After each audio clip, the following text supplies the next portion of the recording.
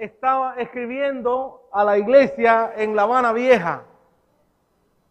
Y Pablo en el saludo dijo a los santos de la iglesia de La Habana Vieja que están en Cristo Jesús. Es decir, para nosotros ha sido dirigida esta carta. Vamos a escuchar qué es lo que Pablo nos quiere decir hoy. Recuerdan, el domingo pasado hablamos del saludo. Pablo, apóstol de Jesucristo, por voluntad de Dios. Hay una determinación muy precisa de Pablo en significar la diferencia entre el deseo de hacer algo. Dios ha dado dones a su iglesia y la iglesia desarrolla esos dones. Pero para Pablo es muy importante que su apostolado es algo que depende de la voluntad de Dios. Refiere esta carta a santos. Lo que me llama la atención es que Pablo, a esta iglesia específicamente, no le dice a los bandoleros que están en Éfeso, a aquellos grandes pecadores que están en Éfeso. Pablo se refiere a toda la iglesia como santos. Y algunos dicen que esto de santos, que esta carta, Pablo la estaba dirigiendo solamente a un grupito específico de personas que vivían dentro de toda la iglesia. Algunos dicen, Pablo escribió esto, no fue para toda la iglesia, sino para los santos. Como que a la iglesia va a cualquier tipo de persona, Pablo se refiere a la iglesia, a aquel grupito de pequeños de personas que eran santos. No es así. Pablo habla a la iglesia que está en Éfeso, en un lugar en específico. Pablo dice que son fieles.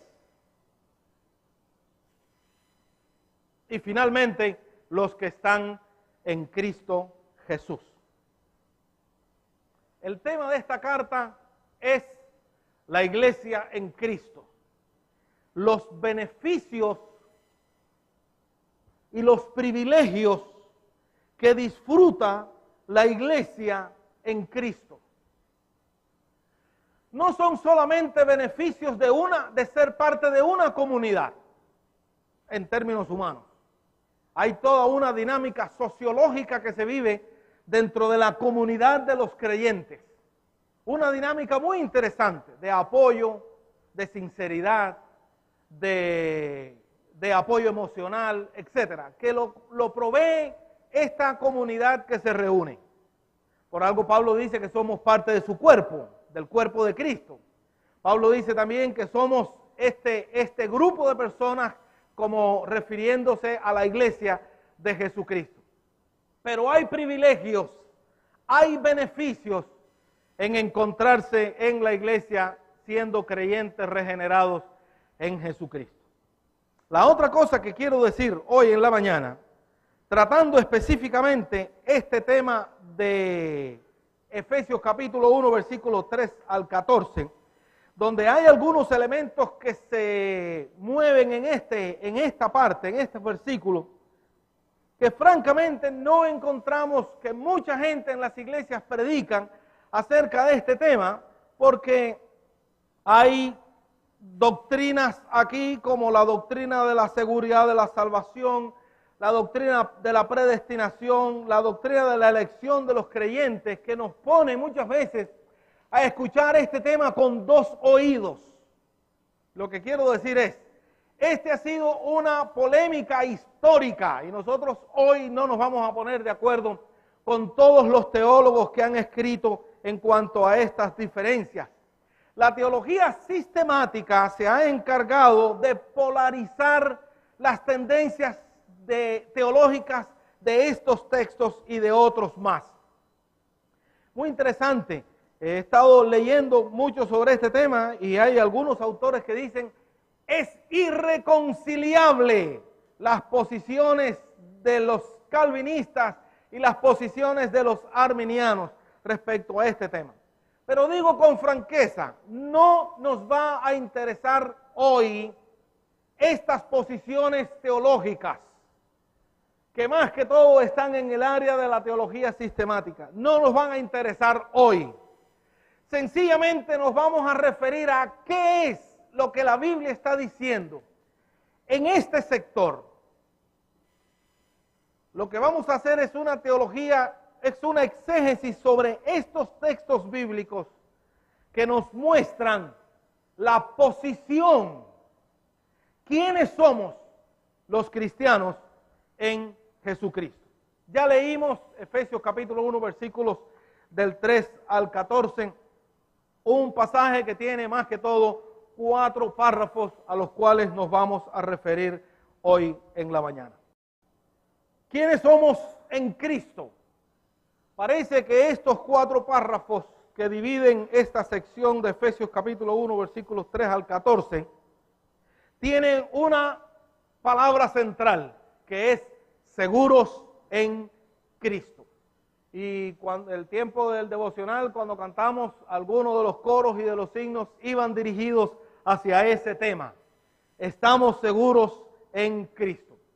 La primera parte dice: bendito sea el Dios y Padre de nuestro Señor Jesucristo, que nos ha bendecido con toda bendición espiritual en los lugares celestiales en Cristo, según nos escogió en Él antes de la fundación del mundo, para que fuésemos santos y sin mancha delante de Él.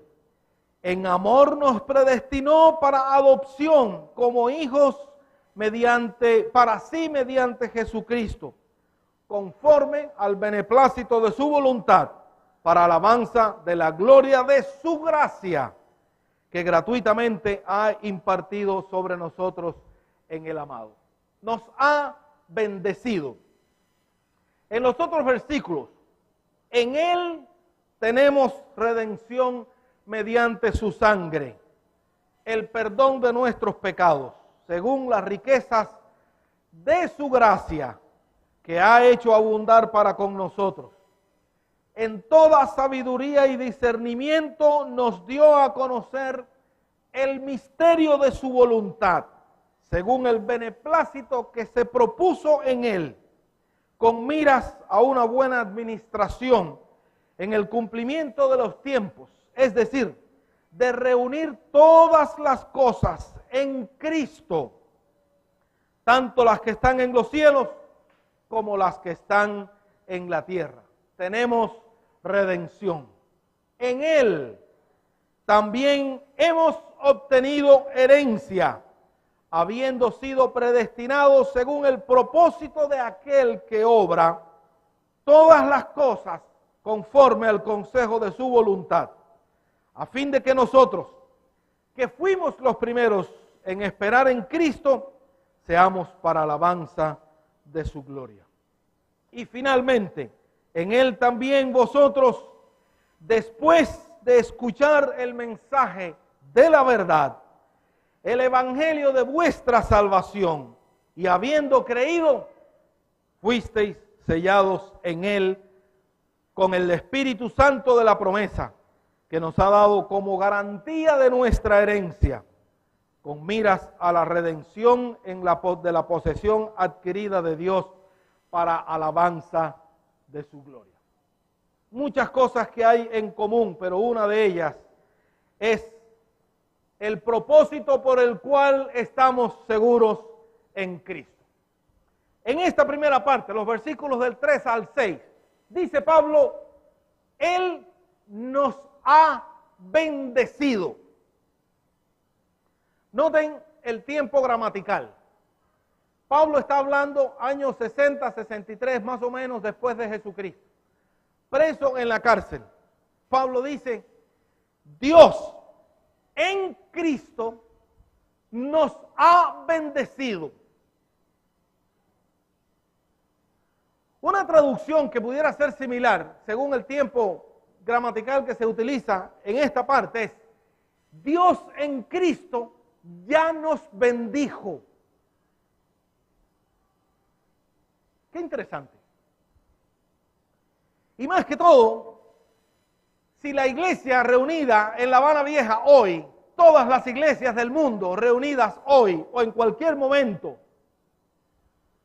al encontrarnos con este pasaje y al escuchar la voz de Pablo diciendo, ya Dios en Cristo los bendijo.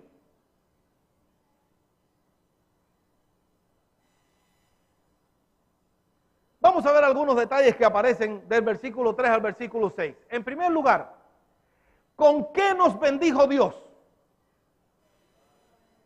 Dice Pablo, con toda bendición espiritual. Si esto fue algo que Dios hizo en Cristo, es obvio que exista la palabra toda bendición espiritual. Dios no nos bendijo con algunas bendiciones. Dios no bendijo a los creyentes con algunas bendiciones. Dios bendijo a la iglesia con toda bendición espiritual. Por eso es que el énfasis de estos textos está en esta frase, estamos seguros en Cristo. Nos bendijo con toda bendición espiritual. Ahora, ¿para qué es esta bendición? Bueno, para que nosotros estemos seguros que hemos sido bendecidos en Cristo.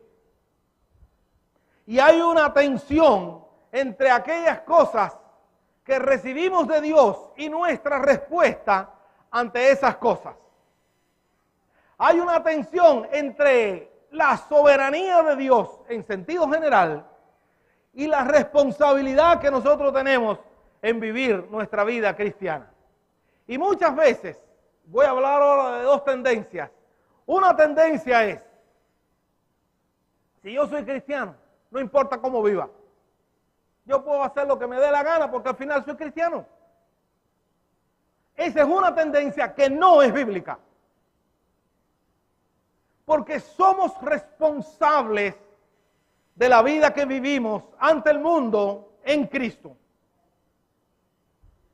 La otra tendencia es, tengo que tener un miedo de vivir la vida cristiana porque en cualquier momento se me hace un desastre. Y eso tampoco es bíblico. Otra vez, somos responsables de administrar la santidad que Dios nos ha dado para vivir una vida que a Dios le agrada, pero no en nuestra fuerza, sino en el apoyo que tenemos en Cristo. Estamos seguros en Él. Dice Pablo, Dios ha dado toda bendición espiritual a las iglesias, a la iglesia de La Habana Vieja. Dios ha dado toda bendición espiritual, ¿para qué?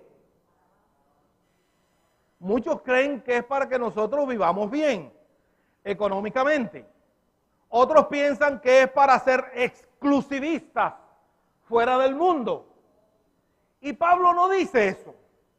Pablo dice para alabanza de la gloria de Dios. Para alabanza de la gloria de su gracia. Y yo creo que de la única manera que nosotros podemos ser alabanza de la gloria, de la gracia de Jesucristo, es cuando reconocemos que estamos seguros en Él. Si eso va a depender de nuestro esfuerzo, no sé quién hoy podrá tirar la primera piedra. Dios nos ha dado toda bendición espiritual para alabanza de la gloria de su gracia. Cuando salgamos de aquí, hoy, que vayamos a tener el primer tropiezo o la primera oportunidad, digámosle a Dios, Señor, dame la oportunidad de ser un motivo de alabanza para la gloria de tu gracia. Y el Señor nos dirá cómo vivir. Pero dice todavía, los versículos del 3 a 6, Él nos escogió antes de la fundación del mundo. Y si hay algo que no podemos quitar de aquí, de esta parte de la Biblia, es la soberanía de Dios en escoger a su pueblo. No lo podemos quitar. Será algo que posiblemente no nos guste, pero no podemos quitarlo. Yo he sido muy cuidadoso y confieso con mucho temor de tratar temas como este que han sido polarizados por la teología sistemática otra vez, pero he sido cuidadoso en hablar de ciertas tendencias porque muchas personas pueden venir a esta congregación con diferentes trasfondos teológicos y al final la gente no necesita teología, lo que necesita es Biblia. Tuve un profesor en el seminario que me decía, cuando el pastor predica teología, el mensaje no sirve para nada. Pero cuando el pastor predica la Biblia, deja que Dios hable a través de la Biblia. Hermanos, y esto es algo que no puedo esconder. Y no voy a decir todo lo que corresponde a la teología sistemática sobre ese punto, pero solamente referirme a que cada uno de nosotros fue escogido en Cristo desde antes de la fundación del mundo. Hay muchas preguntas como esta. ¿Por qué escogió a unos y a otros no? Pudiéramos contestar la pregunta, pero dejémosla ahí, porque nos pondríamos a cuestionar la autoridad y la soberanía de Dios. Dejémoslo ahí. Sencillamente, disfruta el privilegio de haber sido escogido en Cristo antes de la fundación del mundo. Somos parte del gran plan de Dios para esta humanidad. No estamos aquí por casualidad. Dios nos puso en este lugar. ¿Recuerdan el domingo pasado? ¿Por qué en Éfeso? ¿Por qué en La Habana? Somos parte del gran plan de Dios. Ahora, no nos escogió porque somos buenos. Nos escogió para ser santos y sin mancha. Y dígame si alguno de ustedes puede lograr estas categorías solo.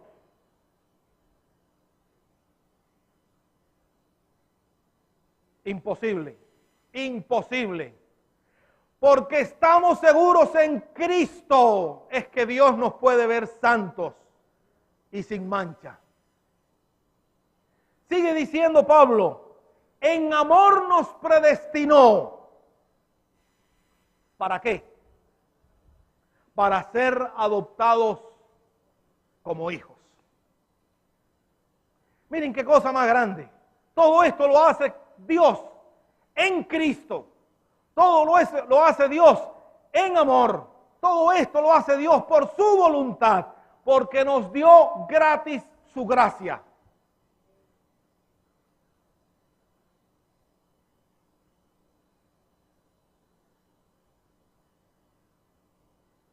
Tenemos que agradecer a Dios por lo que Jesucristo logró en la cruz del Calvario, por el derramamiento de su amor, porque lo hizo por su voluntad, por su deseo, y no nos cobra nada, lo hizo gratis en su gracia. Pablo dice, Él nos ha bendecido. ¿Qué pasaría si estamos todos frente al trono de la gracia de Dios y llega alguna persona y dice, Dios reconoció que yo era muy buena persona y por eso me ha dejado entrar al cielo? O viene otra persona y dice, yo fui muy inteligente en decidir ser cristiano y por eso es que Dios me trajo aquí al cielo.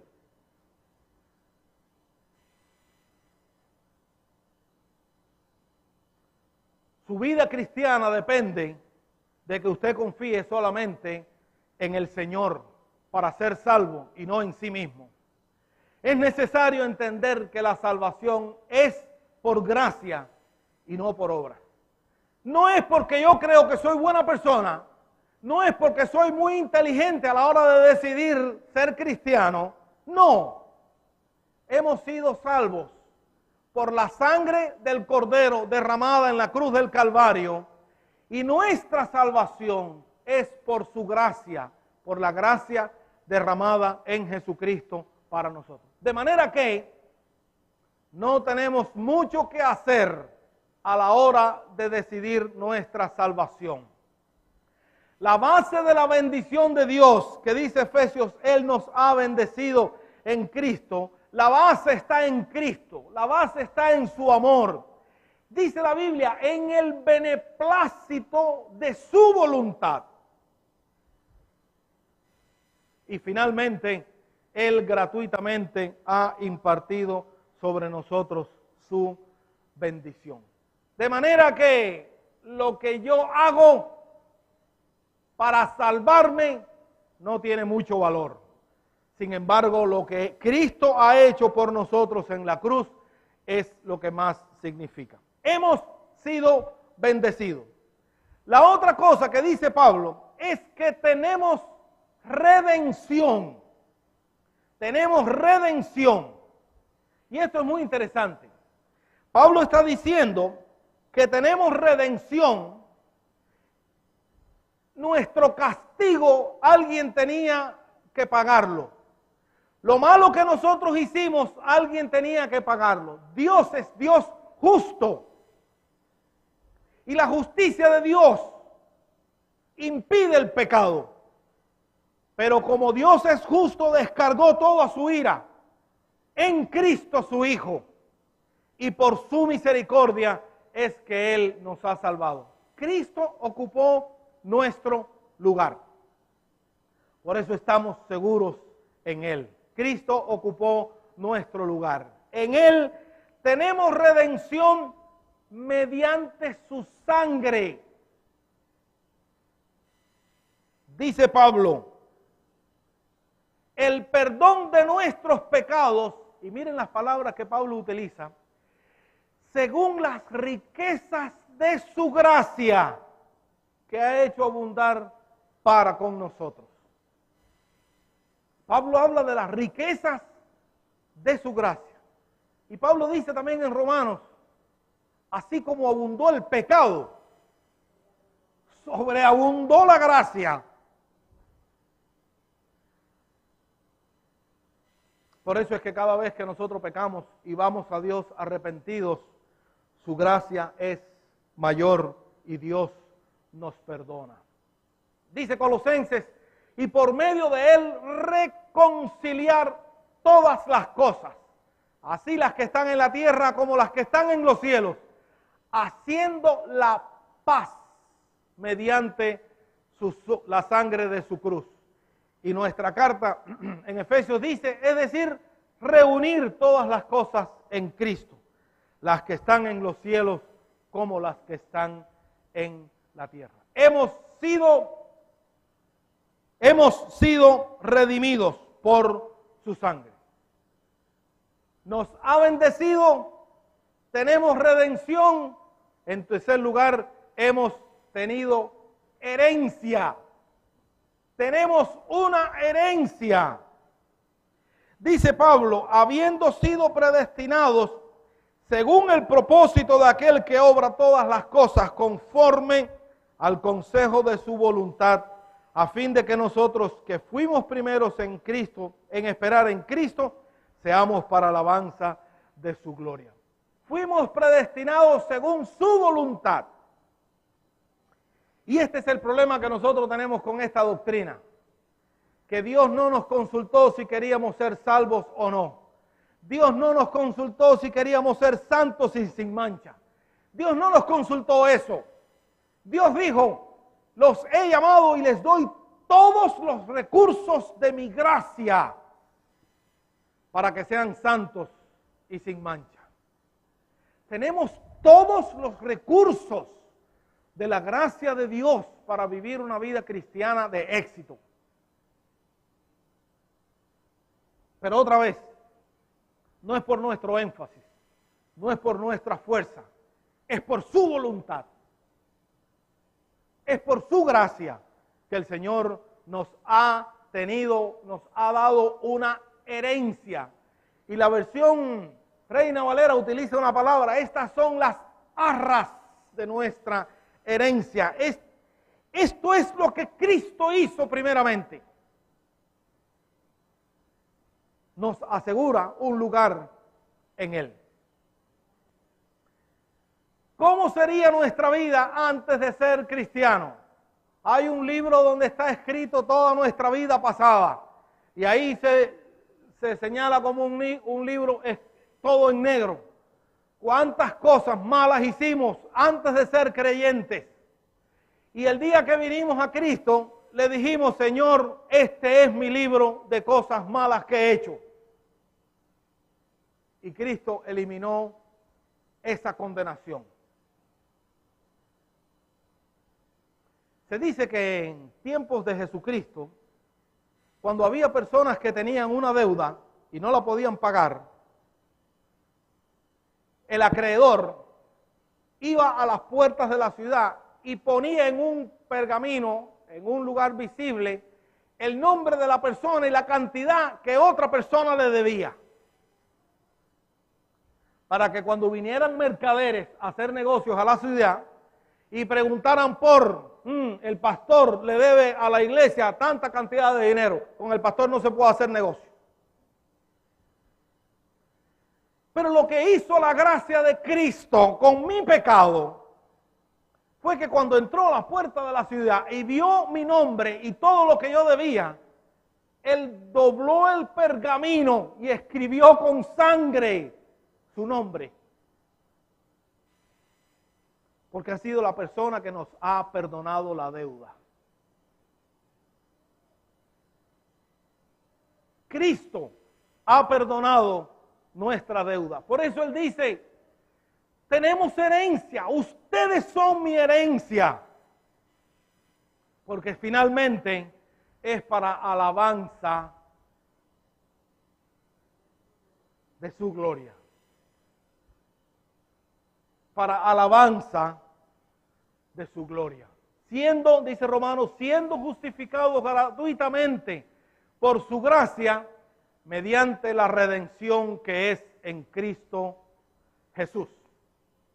Y finalmente, Dios nos ha bendecido, tenemos redención, hemos obtenido una herencia y finalmente hemos sido sellados. Hemos sido sellados. Dice Pablo: hemos sido sellados después de escuchar el mensaje de la verdad. Eso crea en nosotros un sentido de responsabilidad. Hemos escuchado el mensaje de la verdad.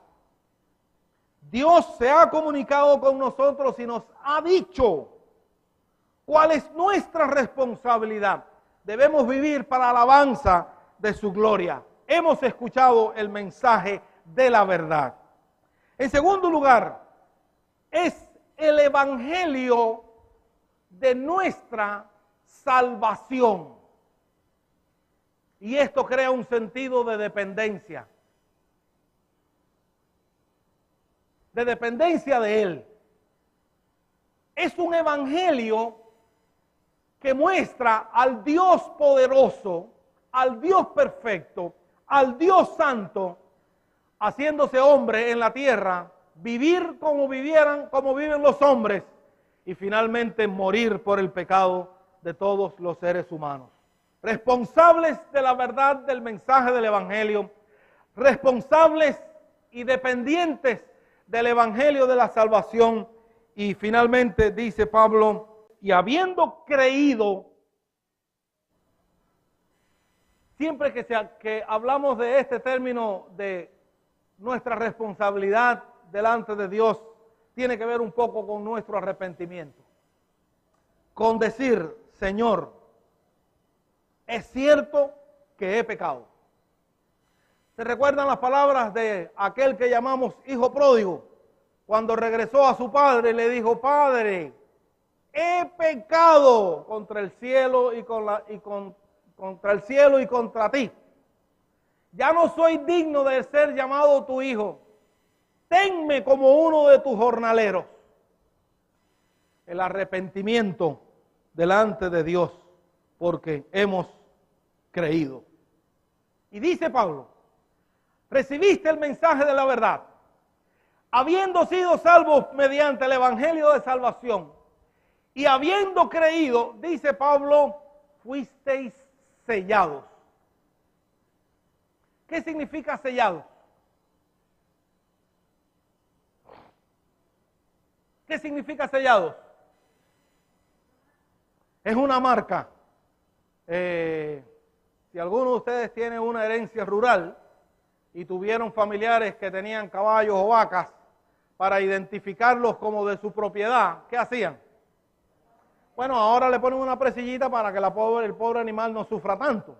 Pero antes cogían la marca del dueño en un hierro, lo ponían al rojo vivo y le hacían en la nalga al caballo o a la vaca. Y ahí quedaba sellada la propiedad de ese animal. Nadie se lo podía quitar.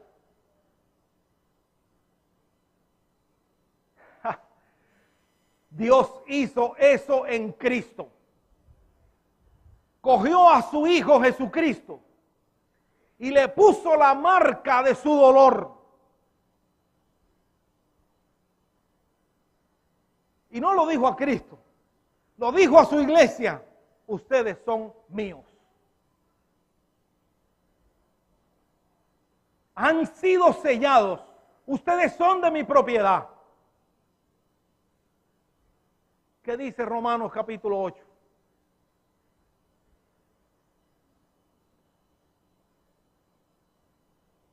Nada ni nadie nos podrá separar del amor de Dios que es en Cristo Jesús.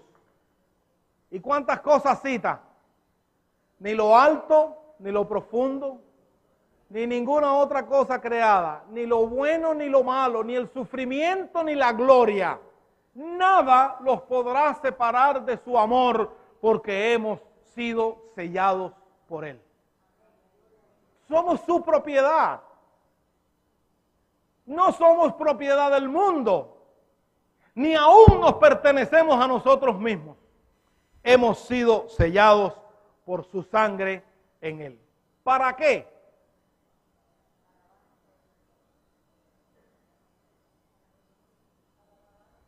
Para alabanza de su gloria. Y es muy interesante que en todos los párrafos de este pasaje de Efesios capítulo 1, versículo 3 al 14, Pablo dice, somos responsables. Ok, hemos sido bendecidos, hemos sido regenerados, tenemos una herencia, hemos sido sellados, pero esto no se queda en el vacío.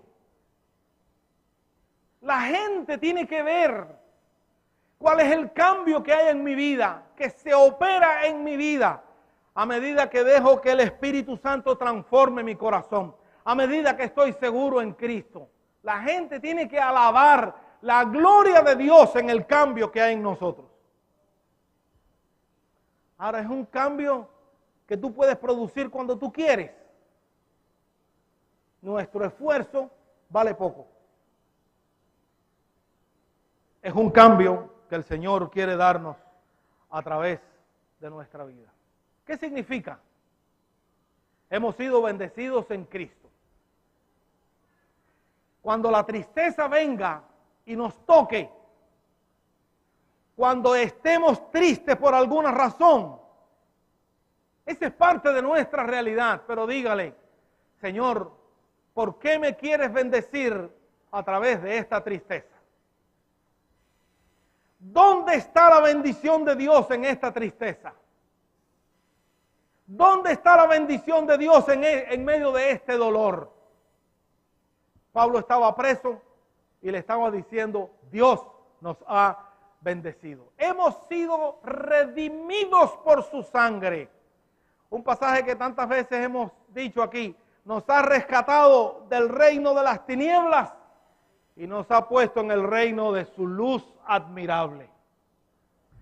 Segunda de Corintios, ¿qué dice? Éramos una vieja criatura y hoy ¿qué somos? De modo que si alguno está en Cristo, nueva criatura es. Las cosas viejas pasaron. Y he aquí, todo ha sido nuevo. En tercer lugar, estamos seguros en Cristo. Seguros en Cristo. Nada ni nadie nos podrá separar de su amor. Y finalmente, fuimos sellados. Somos posesión de Él. Él nos compró, es nuestro dueño.